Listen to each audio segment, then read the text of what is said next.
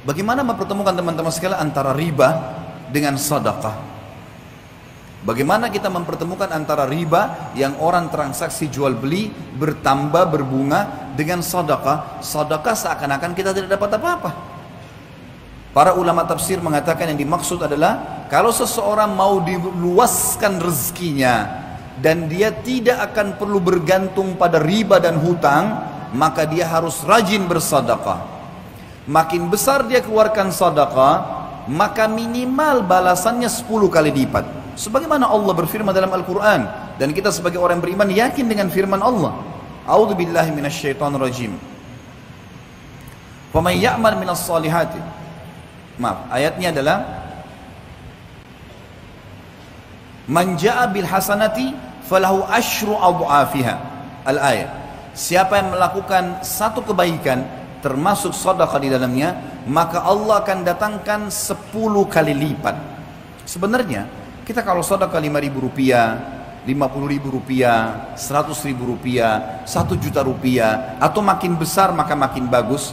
Pada saat itu sudah ada jaminan dari Allah, kita akan dapat secara investasi dengan sang pencipta Allah 10 kali lipatnya. 50.000 akan 500.000, 5 juta akan 50 juta. Ini janji, nggak mungkin salah. Allah nggak mungkin salah. Inna Allah la yukhliful mi'ad. Allah nggak akan pungkiri janjinya. Wa man asdaqu minallahi qila. Dan siapa yang lebih jujur daripada Allah dalam perkataan? Nggak ada yang salah. Bahkan ada hadis Bukhari, hadis qudsi, Allah berfirman, Nabi SAW mengatakan, Allah berfirman, seluruh amal ibadah anak Adam ditentukan kadar pahalanya 10 sampai 700 kali lipat. Orang yang rajin sedekah mustahil miskin dan mustahil akan membuka pintu utang, otomatis akan selamat dari riba. Karena masalahnya orang kalau riba pasti berhubungan dengan hutang, dan ini akan berbahaya, memusnahkan hartanya, memusnahkan dirinya. Coba sekarang balik teman-teman sekalian, saya cuma punya uang 10.000, saya juga mau makan, berbagilah dengan orang-orang miskin di pinggir jalan sana, walaupun cuma sepertiganya. Di dalam sebuah hadis Bukhari disebutkan, ada 2 orang dari Bani Israel dulu. Dua-duanya orang saleh, beribadah, sahabat dekat. Dua-dua punya kebun bersebelahan. Lalu Nabi SAW mengatakan, pemilik kebun yang pertama, sambil menunggu hujan dari langit karena musim kemarau dan tidak ada hujan, dia melihat ada awan yang lewat di atas kebunnya. Lalu dia mendengarkan dari awan tersebut suara yang berbunyi, turunkanlah hujan di kebunnya fulan, nama temannya di sebelah. Maka dia pun mengikuti awan tersebut, dan ternyata awan itu menggumpal semuanya di atas kebun temannya. Lalu turun hujan yang lebat sehingga temannya ini jadi subur tanamannya, lagi banyak panennya, sementara yang lain tidak dapat hujan. Kuasa sang pencipta Allah. Lalu dia tanya temannya, apa yang kau lakukan dengan kebunmu ini? Sampai di musim kemarau seperti ini masih saja Allah datangkan hujan khusus untuk kebunmu, yang lain gak dikasih. Dia mengatakan, hasil kebunku ini aku bagi 3. Sepertiganya aku berikan kebutuhan keluargaku, dan ini termasuk sedekah. Sepertiganya lagi aku sedekahkan untuk orang-orang yang membutuhkan. Sepertiganya aku kembalikan sebagai modal usahaku. Jadi dari 3 penghasilan dia, 2-nya sedekah. Dikasih ke keluarganya, istri anaknya makan, dan dia juga ini sedekah, juga dikasih kepada fakir miskin sedekah, sepertiganya, gitu kan? Sepertiga dan sepertiga, sisa sepertiga lagi, ini yang saya kembalikan ke modal. Perhatikan di sini, sedekah itu yang menunjukkan dan membuktikan datangnya rezeki. Kita selama ini tidak pernah yakin dengan poin ini teman-teman sekalian. Makanya kalau celengan masjid lewat, ada orang miskin, selalu 1.000, 2.000, 1.000, 2.000. Karena keraguan kita, dalam pikiran kita selama ini, seperti konsep para kapitalisme, kalau kita mengeluarkan berarti berkurang. Hitung-hitungan kapitalisme seperti itu. Kalau saya memberi orang berarti berkurang. Kalau saya punya 100.000 saya kasih ke dia 50.000 berarti berkurang 50.000. Kurang akan jatah saya dunia. Ini harus dihapus dari benak kita semua. Yang benar secara syar'i, kita kalau berikan ke dia akan datang investasi bersama Allah itu 10 kali lipat minimal. Rajin bersedekah teman-teman akan mengayakan seseorang dan akan melepaskan dari utang dan riba. Ini sudah janji Allah. Dan bagi teman-teman yang mau memahami masalah ini panjang lebar saya jelaskan di judul di YouTube tentang saudaraku nilai rahasia rezekimu. Di antara 15 kiat mempertahankan rezeki, poin yang kedua adalah masalah sedekahnya. Panjang lebar saya berikan contoh-contoh dalam masalah ini. Coba praktekin mulai sekarang, keluar dari masjid ini teman-teman sekalian, coba bersedekah. Jangan ada satu hari lewat tanpa bersedekah. Dan sedekah makin memuncak pahalanya, makin memuncak balasannya dari Sang Pencipta Allah. Kalau seandainya kita keluarkan teman-teman sekalian, karena mencari orang yang susah. Kalau ada orang kebetulan datang orang minta-minta kepada dia, kemudian dia berikan, ini sesuatu yang umum. Semua orang bisa lakukan. Karena orang datang minta, oh ya ini orang miskin susah saya bantu. Tapi yang besar pahalanya dan cepat jalan tol mendapatkan rezeki, keluar mencari orang susah dan kasih. Itu yang dikerjakan oleh Ibnu Abbas dan Ibnu Umar radhiyallahu anhum ajma'in. Kalau satu hari ya mereka sudah selesai mengerjakan ibadah-ibadah yang sudah rutin dari zikirnya, baca Qur'annya dan segalanya, maka mereka kerjakan keluar bersedekah mencari orang lain, karena jelas janji Allah akan mendatangkan balasan. Nabi kita Muhammad SAW bersabda di dalam hadis yang sahih riwayat Bukhari dan juga Nasa'i, al-bai'ani bil khiyari ma lam yatafarraqa fa in sadaqa wa bayyana burika lahuma fi bai'ihima wa in katama wa kadzaba muhiqat barakatu bai'ihima. Penjual dan pembeli berada dalam khiyar, pilihan, boleh meneruskan transaksi atau memberhentikannya selama keduanya belum berpisah. Jika keduanya jujur dan transparan. Saya jual mobil saya, ditanya oleh pembelinya, apakah mobil ini pernah tabrakan? Jujur kalau pernah. Iya, di bumper bagian depannya pernah tabrakan dan saya sudah masukkan di bengkel, silakan periksa. Jujur dan transparan. Maka kata Nabi SAW, keduanya akan diberkahi jadi transaksinya itu. Tapi kalau kita bohong, enggak pernah tabrakan kok, pastikan dia cuma ambil nomor telepon, pergi dan tidak akan terjadi transaksi. Ini janji dari Nabi SAW, enggak mungkin salah. Kalau keduanya jujur, transparan, maka keduanya diberkahi dalam jual beli mereka. Kata para ulama hadis, maksudnya dijadikan transaksinya, yang menerima uang dari transaksi diberkahi cukup dari dia, bahkan melampaui kapasitas kebutuhannya, dan orang yang membeli juga diberkahi, barang itu tidak rusak. Sebaliknya, jika menyembunyikan dan berdusta, maka akan dihapus keberkahan jual belinya, diangkat berkahnya, maka tidak akan terjadi keberkahan atau mendapatkan keberkahan.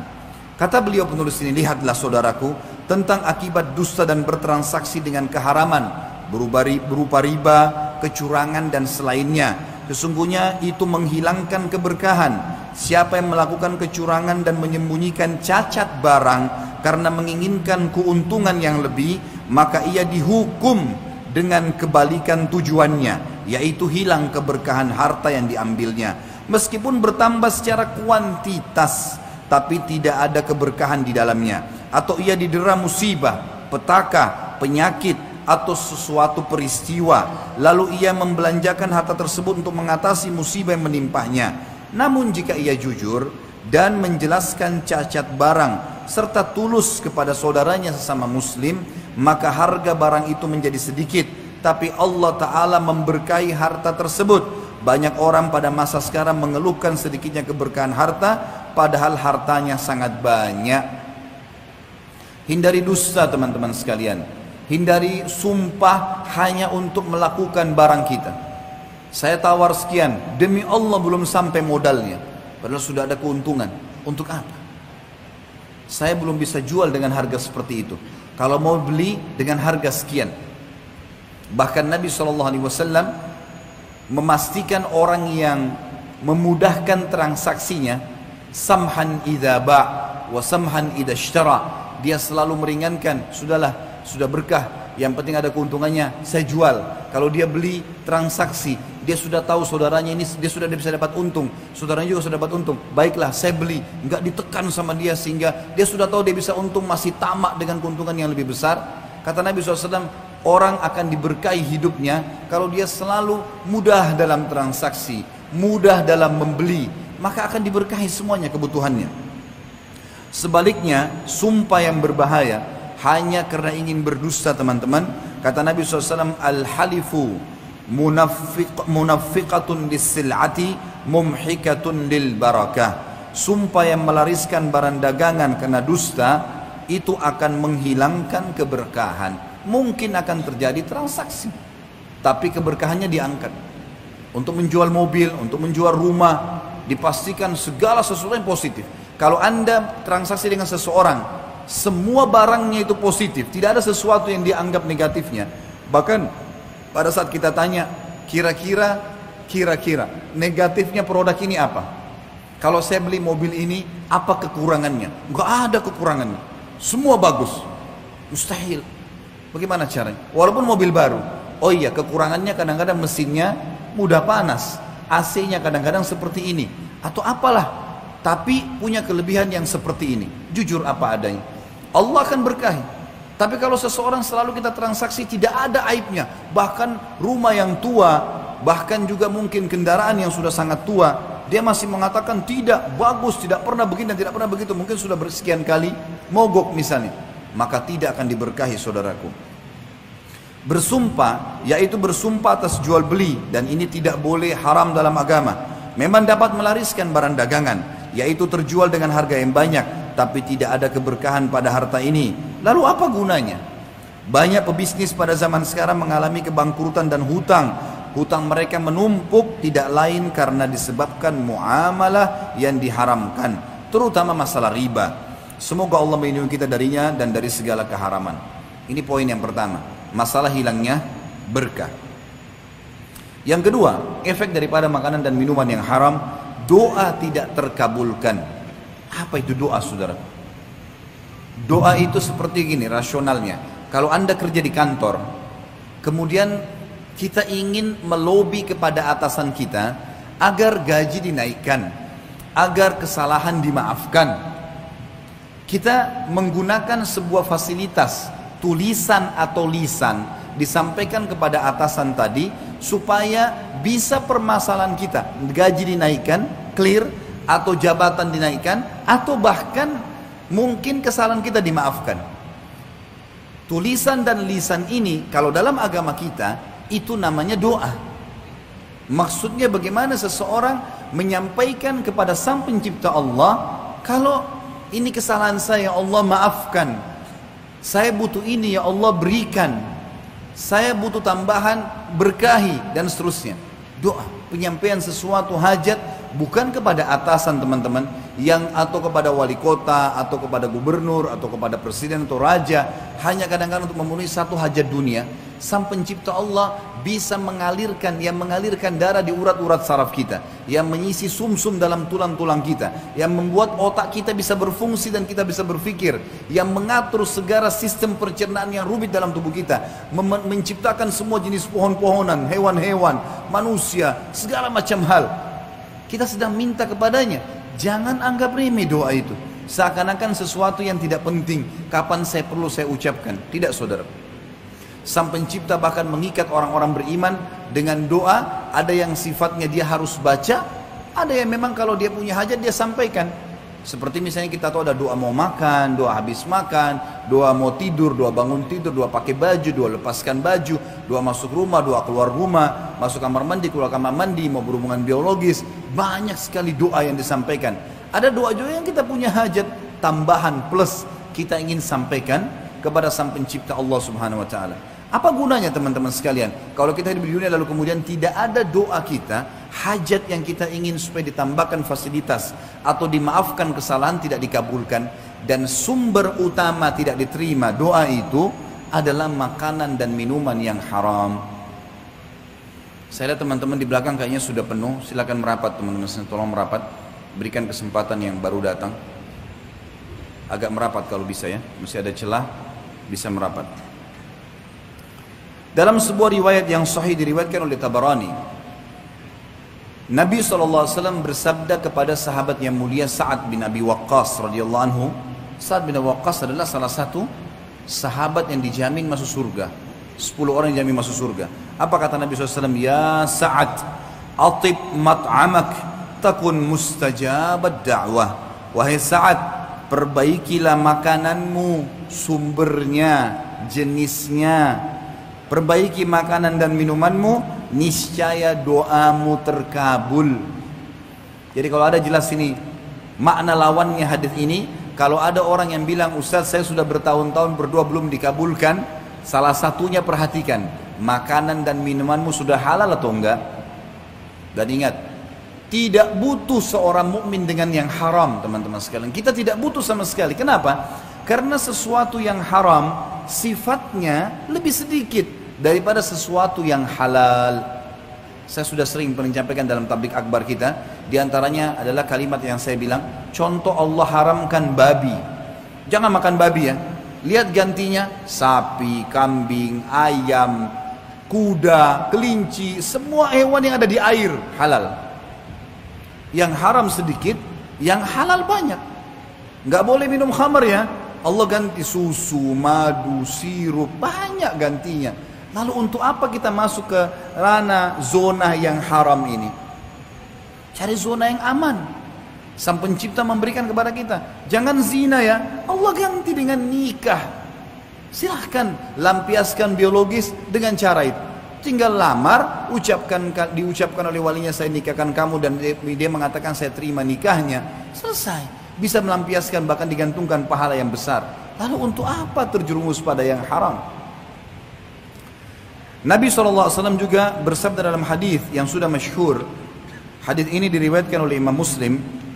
وَقَدْ ذَكَرَ الرَّجُلُ يُطِيلُ السَّفَرَ أَشْعَثَ أَكْبَرَ يَمُدُّ يَدَيْهِ إِلَى السَّمَاءِ يَا رَبِّي يَا رَبِّي وَمَطْعَمُهُ حَرَامٌ وَمَشْرَبُهُ حَرَامٌ وَمَلْبَسُهُ حَرَامٌ وَغُذِيَ بِالْحَرَامِ فَأَنَّ يُسْتَجَابُ لِذَلِكَ.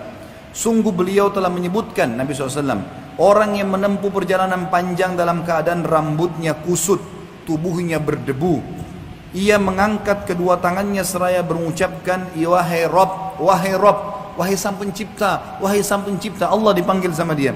Sementara makanannya haram, minumannya haram, pakaiannya haram, dan diberi makanan dari yang haram, maka bagaimana mungkin doanya dikabulkan? Kata para ulama hadis, yang dimaksud dengan hadis ini adalah orang sengaja makan haram atau mendapatkan makanan haram yang dia tahu sumber haram itu, tapi tetap dia makan. Walaupun orang miskin, teman-teman sekalian, orang fakir, nggak punya apa-apa, jangan makan kecuali yang halal. Sebagian ulama salaf, mereka sampai mengikat perut mereka dengan batu pada saat lapar kalau tidak dapat sumber halal. Nggak makan hari itu, nggak usah makan. Kalaupun saya mati, mati dalam keadaan mulia, daripada saya harus memasukkan sepotong makanan yang haram. Kata beliau, perhatikanlah, semoga Allah merahmatimu. Pengaruh makanan haram dalam menghalangi terkabulnya doa. Apa daya seseorang ketika sebab-sebab langit terputus darinya, ia mengangkat kedua tangannya ke langit saat sedang sakit mengharapkan kesembuhan dari penyakitnya, saat ia berada dalam kesusahan dan mengharapkan kelapangan darinya, dan saat ia berada dalam duka yang mengharapkan kelapangan darinya. Ia mengangkat kedua tangannya dengan mengiba kepada Rabb agar dihilangkan kesusahannya dan dilapangkan dari kesedihannya, sedang pintu-pintu langit ditutup karena ia makan haram. Maka bagaimana mungkin doanya akan dikabulkan? Andai kata tidak ada dalam keharaman kecuali kerugian ini, niscaya sudah bisa menjadi penjerah dan penghalau terbesar untuk tidak makan yang haram. Karena itu, perbaikilah makananmu, niscaya doamu akan dikabulkan. Dan janganlah tutup pintu-pintu langit dengan makan keharaman, karena engkau butuh kepada Rabbmu dan engkau tidak pernah tidak butuh kepadanya. Yang ketiga, penghalang dari diterimanya sedekah, haji, umrah, dan semua yang di dalamnya terdapat harta haram. Semua jenis ibadah tidak diterima oleh Allah selama di perut seseorang atau di dalam badannya ada sumber haram. Nabi SAW bersabda dalam hadis riwayat Imam Muslim, Innallaha tayyibun la yakbalu illa tayyiba. Sesungguhnya Allah itu baik, bersih, suci, tidak menerima kecuali yang baik, suci dan bersih. Allah membuat di dalam jiwa kita, saudaraku seiman, perasaan untuk tidak mau. Kita tidak suka dengan bau busuk, kita tidak suka dengan bangkai, kita tidak suka dengan makanan yang kotor. Allah buat itu fitrah, alami, kita nggak mau. Dan selalu kita hanya mau sesuatu yang wangi, yang bersih. Allah sudah buat fitrahnya. Dan masuk dalam masalah ini adalah kehalalan sumber dan jenis makanan dan minuman yang sedang kita akan konsumsi. Di dalam hadis yang lain, hadis riwayat Tabarani dengan sanad sahih, idza kharaja, kata Nabi SAW, idza kharaja ar-rajulu hajjan binafaqati tayyibah wa wada'a rijlahu fil gharzi fanada labbaik Allahumma labbaik nadahu munadin minas sama labbaik wa sa'daik zaduka halal wa rahilatuka halal wa hajjuka mabrurun ghairu ma'zur wa idza kharaja bin nafaqatil khabithah fa wada'a rijlahu fil gharzi fanada labbaika nadahu munadin minas sama la labbaika wala sa'daik zaduka haramun wa nafaqatuka haram wa hajjuka ghairu mabrur. Jika seseorang pergi haji dengan nafkah yang baik, yang halal, dan dia menaruh kakinya di lembah, mulai dia jalan menuju ke bandara kalau kita sekarang dari rumahnya, lalu ia berseru labbaik Allahumma labbaik, ya Allah aku jawab panggilanmu dengan jawab panggilan yang santun, maka penyeru dari malaikat berkata kepadanya dari langit, labbaika wa sa'daik, sesungguhnya panggilanmu akan mendatangkan kebahagiaan untukmu, bekalmu halal, kendaraanmu halal, dan hajimu mabrur tanpa berdosa. Haji mabrur maksudnya haji yang diterima oleh Allah sang pencipta. Sebagaimana kita tahu hadis yang lain berbunyi, hadis Bukhari Muslim, kata Nabi SAW, al-umratu ilal umrati mukaffaratun lima bainahuma wal hajj mabrur laisa lahu jazaa ilal jannah. Antara umrah ke umrah yang dikerjakan akan jadi pembersihan di antara keduanya, dan haji yang mabrur tidak ada balasan kecuali surga. Ternyata yang menyebabkan mabrur dari makanan dan sumber yang halal dulu. Itu dulu, baru gerakan-gerakan hajinya.